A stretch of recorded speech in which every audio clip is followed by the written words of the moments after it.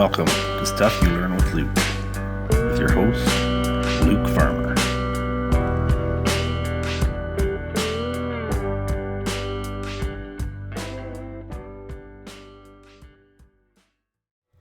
So before we start this episode, I have to throw a big shout out to Twisted Spur Media. I had some episodes I recorded that had some major audio flaws. I was able to send them to them and get them cleaned up. You'll notice in this episode there is still a little smidge of distortion that you can catch. But Heather at Twisted Spur has cleaned this right up and done a wonderful job. So thank you to Twisted Spur Media. If you ever need podcast editing or video editing, check them out at www.twistedspurmedia.com. So I'm sitting here today with Katie Yerxa. So we're going to start from the bottom with some of the usual questions. So Katie, tell me, where are you from? I am from Heartland, New Brunswick. You're working in the agricultural industry, but in a little bit of a different rock than some of the people we've talked to. So you're not actually a farmer. Can you tell us a little bit about where you're at and what you're doing?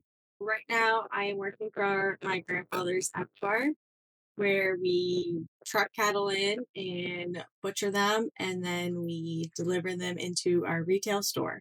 So now, would you consider yourself generational in that business? It's your grandfather's business. Your dad's not involved because I know him. He's my vet and also my friend. I better add that in case he listens to this. I would be the 5th generation. Oh, wow.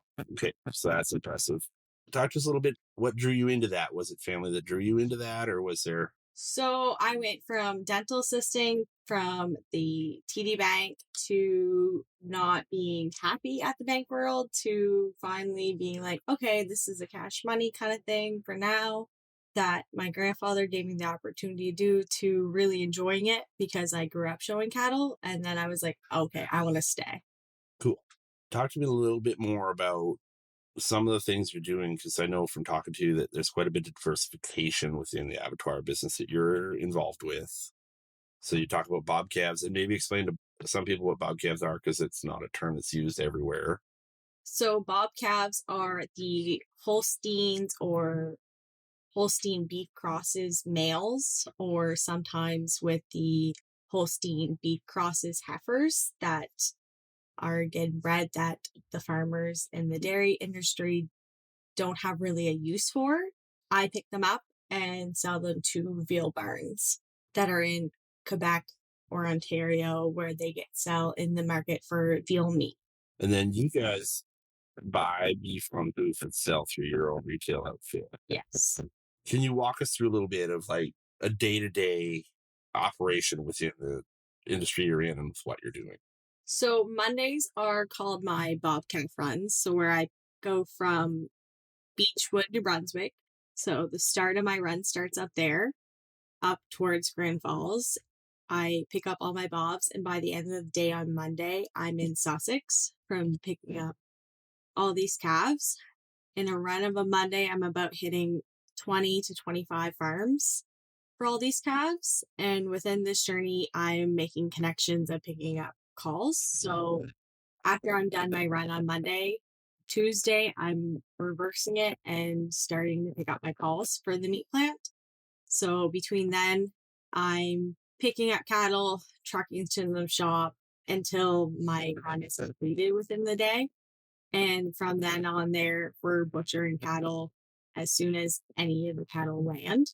So from Tuesday to Thursday, we're butchering. And by the time we get to Friday, we are working on market meat, which that includes, we do a farmer's market in Fredericton. It's called the Boyce Market. And we sell all our local meat there, as well as putting it into our retail store on Saturday. Cool. So now when you're doing those runs, I don't know the New Brunswick area really well. So roughly how many kilometers do you think you're putting on a day when you're doing those bob runs? Within a week, I'm probably putting on over 1,000 kilometers. Okay.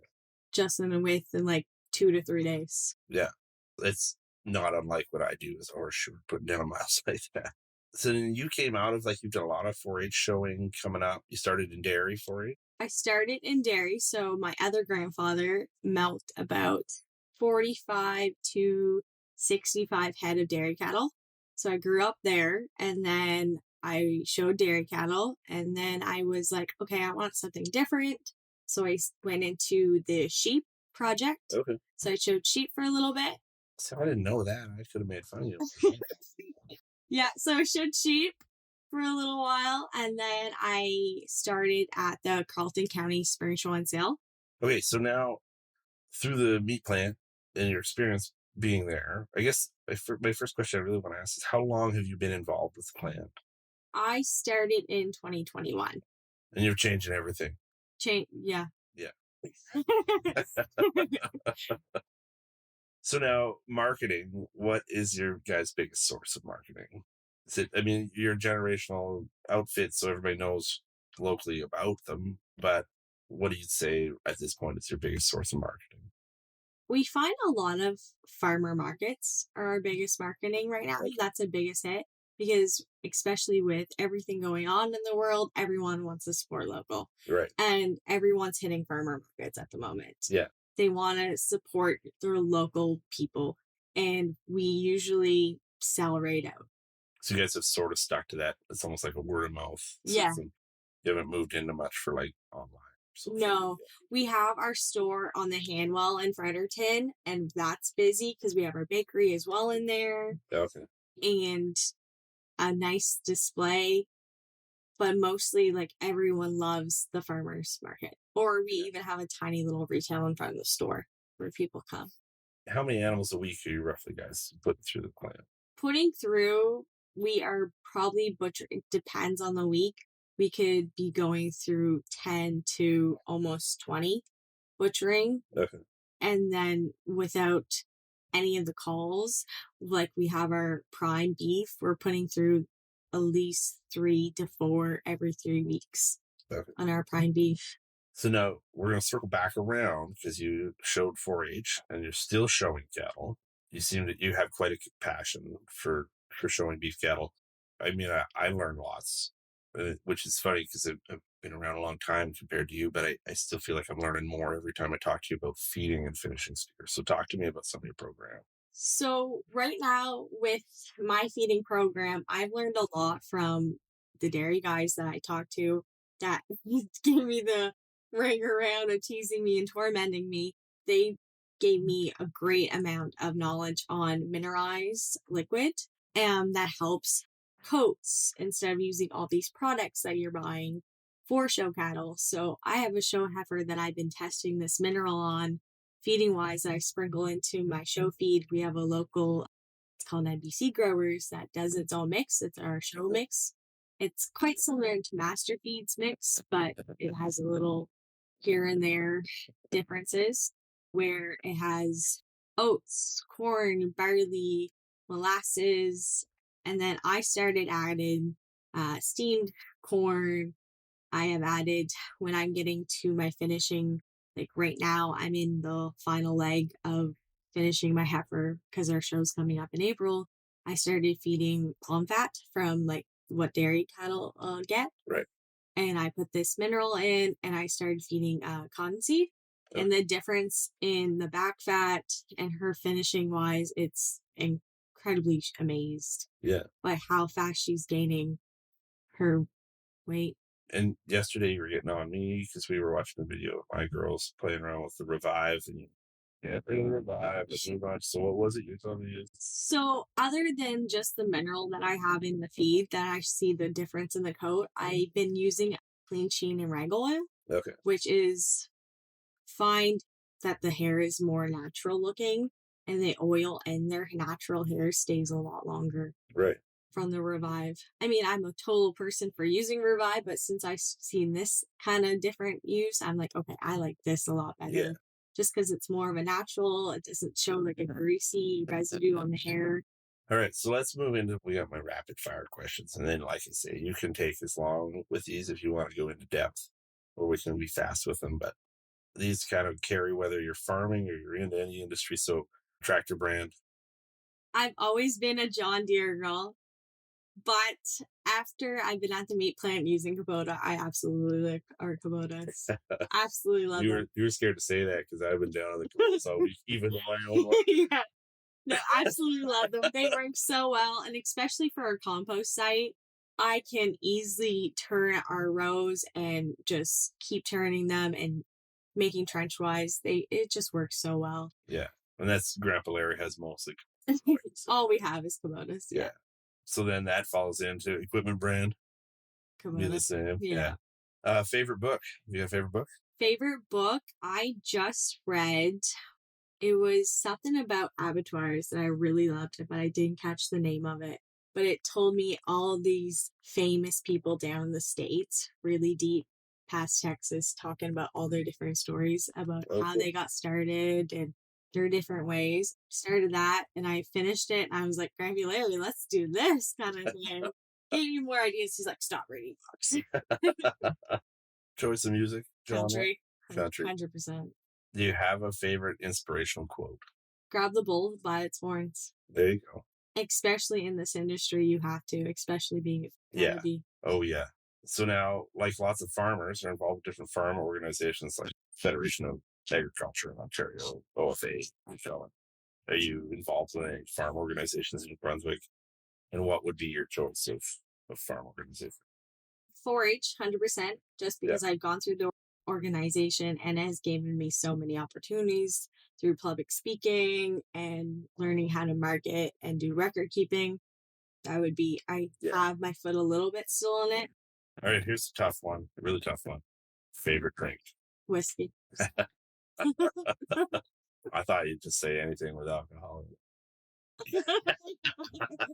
Truck brand. GM. There you go. I think you might actually be the first person I've talked to that it's not the same truck brand. It works so well. Especially when you're fully loaded going down and up hills. It works. Our new one works so well. Yeah. The new one that is with the Allison. You wrecked the other one. Yeah. I jacked that on a ridge. We won't mention that. So talk to me a little bit about it because you already touched on it when we talked about your inspirational quote, but coming into especially the kill plant industry and the abattoir industry, what are some of the biggest challenges you've had as a female in that industry? I don't want to say this, but I have to say it, dealing with the farmers. Yeah. Definitely being young and being a female and loading cattle and butchering the cattle and trying to describe, oh, this is that. This is how we do procedures. This is how we do our paperwork, cattle tags, because we all love those CCIA tags. Definitely dealing with farmers, it's very difficult because there's a lot of pushback. Yeah. Because, yes, everyone's been there, done that, and are much older and been around the block and have dealt with cattle buyers before. And it's like, okay, I want to go on honesty and loyalty, and this is my next 20 years. Right. Let's do this as nicely and honest as we possibly can and build that relationship. And it's hard to break old ways. Yeah, absolutely.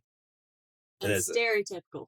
As a girl dad, I have a totally different appreciation for it now than I probably did, 20 years ago. But. Right. Especially being on the kill floor, it's tough. They're like, you can't do that. That's not ladylike. It's like, well, I am much appreciated and much more respectful of how our food gets on our plate. And especially it's helped me a lot feeding and finishing my animals for sure to know what's underneath that hide. And it's like, oh, that's here and this is here. And it's like, okay, this fat is where it should be. And oh no, this is not how your calf should be. Spraying its rib. And have you had animals come through where you've processed them and then you've been like, I gotta go talk to this guy. I need to know what he's feeding. I have definitely, especially that's where the cotton seed has came in from because I never would have thought about using it before until I had these one set of animals that came from, I think it was St. Stephen. I was like, oh my goodness, like these are well finished. These had a great nutrition plan. I need to know what he's feeding. Yeah. I need to know because they were beautiful. So, and I'm a believer that even though I have my speckled parks and I joke around and say they're the best, that beef is beef at the end of the day, and what the quality comes from is the finish and how you feed them. Mm-hmm. It's all about your nutrition. Yes, there is some genetics in it as well, but it's nutrition, your nutrition plan for sure. Okay, so let's backtrack a little bit. you started out in the dental world. So you took a program for it. 10 months of dental assisting, yes. How long did you work in it? Maybe a year. Was it for you? I didn't want to travel to Fredericton every day. So I was like, I found a job close to home, and that was at the bank, and I was there for 3 years. Wasn't working out. Aside from, I think we all jump into something coming out of high school, but what drove you into the dental world? Was it looking for a job, or was it people telling you to go get People, college? yeah. Everyone was like, you need to go do this. You need, like, it was the money. Everyone's like, this is a good job. You'll have a good career, good stabilization for money wise. Yeah, 100%. Yeah. So I had that conversation this afternoon with one of the guys here at the horse show. And just so everybody knows, Katie and I are at a horse show in Mississippi right now. But we're talking about my brother and I sitting together a few years ago at Thanksgiving dinner, and he's looking around the room, and my friend Kyle, who's a doctor, is sitting on the stairs with us, and he's a refrigeration mechanic, and I'm a horseshoer. And he looked around the room and went, "We are the only three guys here doing what we went to school for." And I say that all the time. Like, and my big thing is life's too short to do a job you hate. 100%. Right. And so when you see someone who's doing something like what you're doing and you really enjoy doing what you're doing, I wouldn't change it for the world. The few months that I did it for cash money, I was like, this is it. I mean, I grew up with all the farmers throughout the dairy industry, the horse industry, and then the beef industry doing shows. And I'm like, oh my goodness, like this is what I want to do. I love trucking. Learning and how to back that trailer up was so frustrating. It's like I had like 50 dads telling me how to back this up every time, something different. But it's just, I love what I do. Like learning, it helped me on the show side of it. Things, it's like, okay, this is gonna make me a better feeding and finisher for my show cows, and it's given me a whole different respect for the animals. Of okay, this is a way I can give back to them. As okay, if I do this as humanely as possible, they're gonna give us steak on our plate, or burger on the barbecue, and just a lot more. Yeah. Well, ways. and it's such an important side of the industry that I don't think anybody. It's such a hidden thing. Yeah. It's like a hush kind of thing, because death is such a hushed thing. When I was 11, starting in the spiritual and sale, it was like, oh, you can't go see your animal hanging. That's just a no. You can't. That's not scary or something kind of thing. And now it's like, okay, I'm looking at probably 20 to 30, 40 carcasses hanging in front of me, like no big deal anymore. And now I'm trying to get my little sister who's 15 and to be like, okay, this is what we have to do to respect our animals, because they're giving back to us. They have a job. This is their job, to feed us. And it's important. And I don't think enough of society understands where their food comes from. No, they all think it's from the grocery store. Yeah.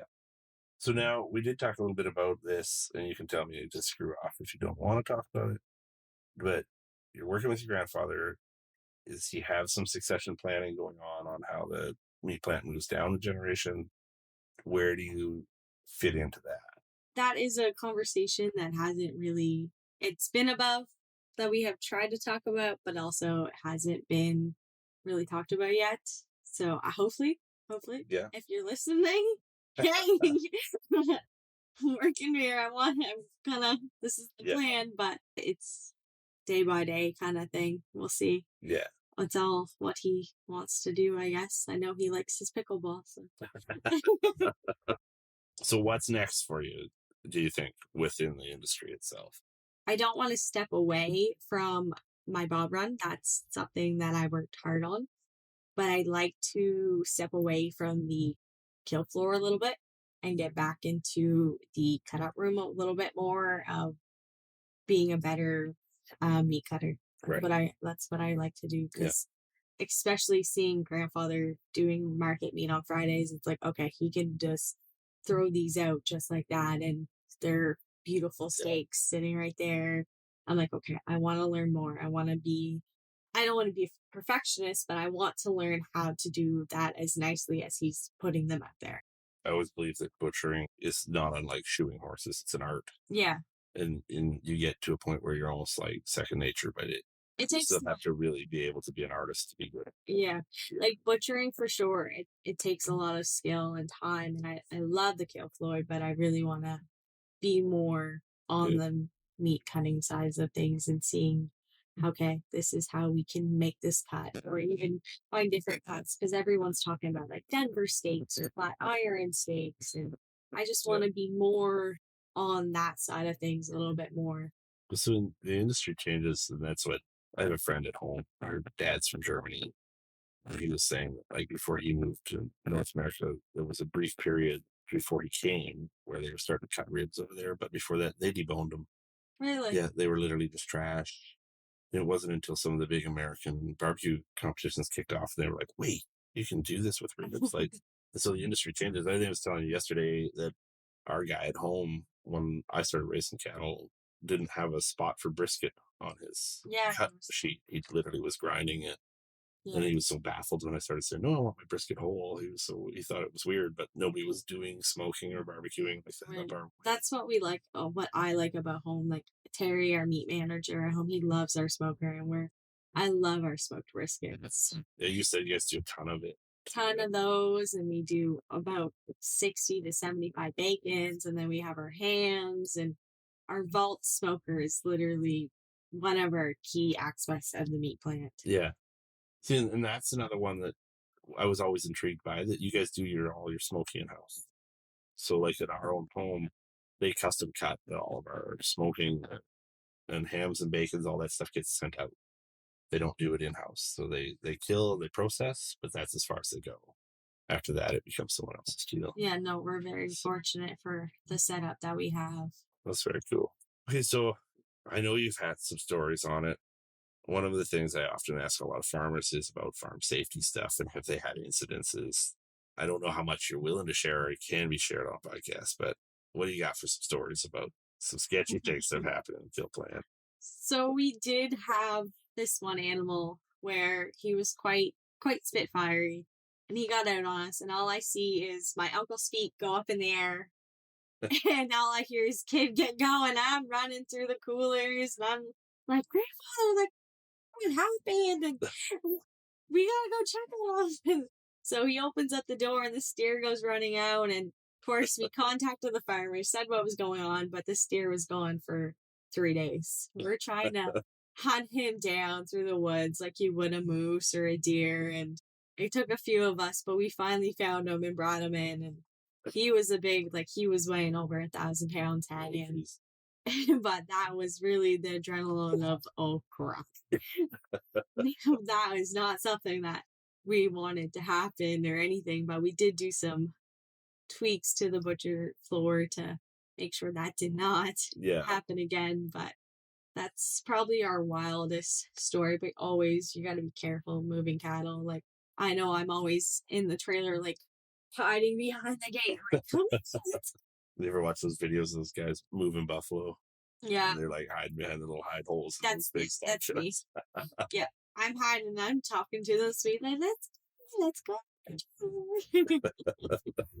Yeah, I remember you sent me a few snaps during that whole deal. This is what happened today. Okay, so since you've been involved in the meat plant, and you seem to have quite a passion for it, have you brought any new innovation in that your Appalarian's been willing to go with? For what's been there, I've been able to expand in our horizons for sure. Since I live an hour away, I've been able to bring like our Carleton County farmers into the picture. Okay. So I have picked up more business that way. But other than that, I think it's just the combo site that I've been taking over after our uncle Philip passed away. He was mostly the compost site. So I've been like, oh, let's try this kind of thing. So right now, instead of it turning like once a month kind of thing, I've been like turning our windrows every chance I make it. And it's been so hot. And he was just amazed of like, why is this working so this is so hot. Like the new one that I built this summer that I had no idea how to build. I was like, he's like, okay, this is what you do, or this is what I think you do. Try it, see what happens. I built that in the summer. It took right off, and now like with everything frozen, it was the only one we could get into because it was so hot. He was like, wow, like that's Yeah. working really, really well. We can get into it kind of thing. But other than that, that would be the most we have on spanning horizons. Slowly but surely, we have been talking about some few other things, maybe like a trip to the PI federal plant Yep. to learn some things. So, and then I didn't realize until you just told me now. I didn't realize you were that far away from the plant. Yeah. So you do that every day. Every day, traveling every day works pretty well because on Sundays, I'm going down, getting the truck, and starting my run up home, Okay. which is from where I start my run, it's an extra hour. My run starts about 2 hours above the meat plant and then ends about 3 hours below the meat plant. And that hour drive is better than driving in Frederick and everything. Yeah, redundancy, especially when you enjoy what you're doing. Well, I think that about covers most of what we want to talk about today. I think we'll probably sit down with you again and maybe do a podcast just about prepping and fit and show cattle. Maybe a video one. When we do that one, we can play with some clipping and stuff like that. We get you to come right before our show.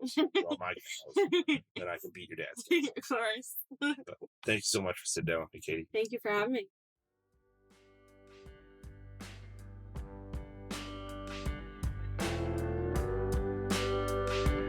Thank you for listening to Stuff You Learn with Luke. I hope you enjoyed this episode as much as I enjoyed creating it. If you want to keep up to date for the next episode, follow me on Instagram at Stuff You Learn with Luke or on TikTok at Stuff You Learn with Luke. Until next time, this is Stuff You Learn with Luke.